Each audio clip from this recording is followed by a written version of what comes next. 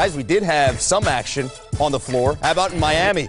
Exactly a month after he dropped 51 points against the Magic, LeBron James and the Heat hosting Dwight's boys. And, you know, Miami, they have struggled against teams with a 500 or better record. On Wednesday, LeBron, he tweeted this, 20-plus games left in Phase 2. I'm refocused, no prisoners. I have no friends when at war besides my soldiers. Now, LeBron, wild shot in traffic here. He's fouled. And one more look.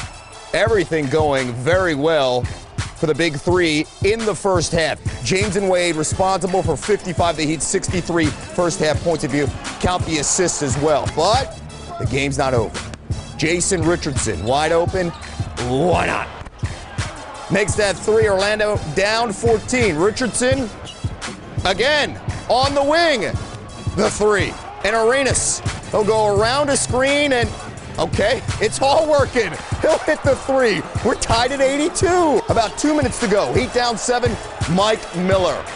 All right, things getting interesting. 35 ticks left. Richardson missing the three. The Magic up 2. Wade going all out into the stands to make the save. Howard comes down with it. LeBron with the block on Ryan Anderson. Howard gets the loose ball. The Heat have to foul. Heat down 3. Chris Bosh shooting the three to try to tie. Miller deflects it to LeBron for the tie. No, and the Magic win this one 99-96. Meanwhile, the storylines, of course, that second half collapse. LeBron and Dwayne Wade combined to score just 10 points in that second half. And the Magic have posted wins over 2 of the East's best teams in the last 2 games, and they've done it really the hard way, falling behind by double digits in each game, only to see Jameer Nelson have a huge impact in the second half. You saw Jason Richardson all over the second half highlights, and they come back. It is the second biggest comeback in team history for Orlando, once again down by 24 points. Okay, that is the good side for Orlando, but the bad side is what is going on with the Miami Heat and the Big Three. NBA insider Rick Bucher joining us now. And Rick, can you explain what's going on now with Miami? They're now 5-12 in games decided by 5 points or less. That is not playoff basketball. No, it's not. And people have essentially figured them out, that if you have a quick point guard, first of all, a quick, strong point guard, as Jameer Nelson is, as Derrick Rose is, as the teams that have beaten them consistently they have trouble guarding that guy. And so they have to end up trapping it, which then puts them in scramble mode as far as their defense is concerned.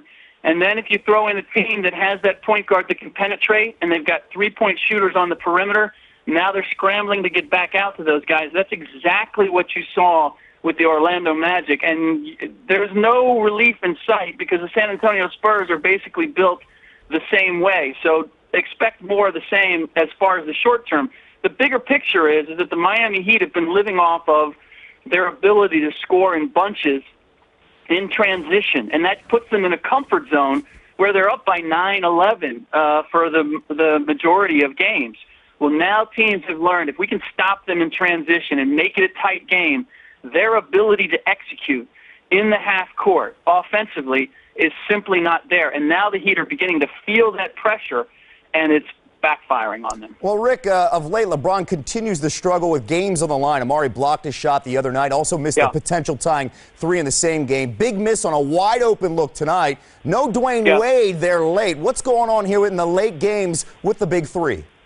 You know, LeBron clearly is not comfortable either with his three-point shot or his mid-range jumper. He wants to get to the rim. And the problem is that when you're playing against a upper-echelon team, they can pack it in and they can force you to take that jumper. So at the end of games, that's what he's seeing. And tonight, you could see him a number of times. He tried to put the ball on the floor. He tried to get inside. He would get about halfway there, and he would have to kick it out to somebody else. And then in scramble mode, he ended up taking that three. That was really just off of a rebound and a broken play. He doesn't want to take that shot. They haven't found a way to basically be able to utilize both LeBron James and Dwayne Wade outside of having those guys driving into the paint. And the problem is teams are now set for that. They're saying, you know what, we're gonna see if you can beat us with your jumpers, with your three-point shooting. And as of right now, the Miami Heat are not capable of that. Rick, let's go to the other side here. Trying to figure out this Magic team, it's really tough. They lose to the Kings at home just recently, and of course the last couple games playing good basketball in the second half. 18-0 run in the second half, 40-9 run in that second half. What does a win like this do for this team?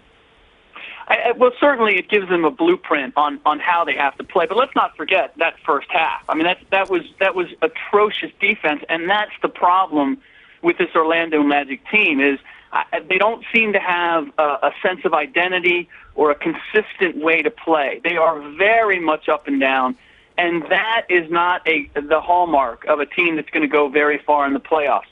Do they have talent? Do they have firepower?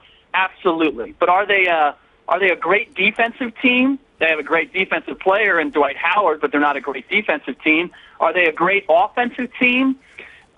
They have shooters, but they have streaky shooters.